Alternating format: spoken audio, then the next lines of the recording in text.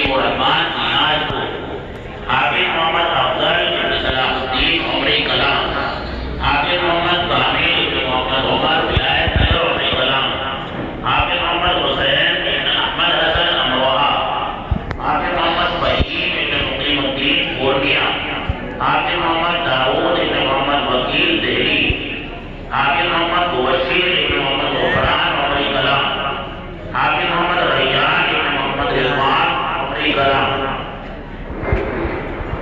14 बच्चे हैं जिन्होंने कुरान करीम को इस मदरसे में रह करके पेश किया है। तो बच्चों साइड में हो जाओ, थोड़े से साइड में नाट है खतरे।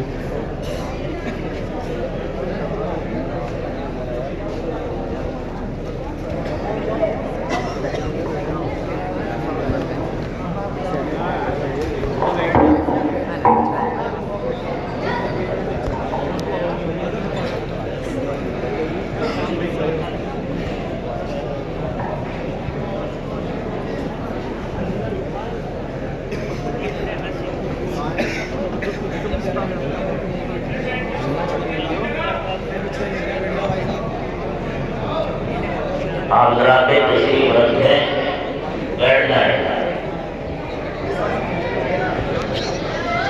इस मुस्तहसन अमल के बाद इंशाअल्लाह दुआ होगी और दुआ के बाद नमाज होगी और उसके बाद खाना खाकर सभी रात तशरीफ और जो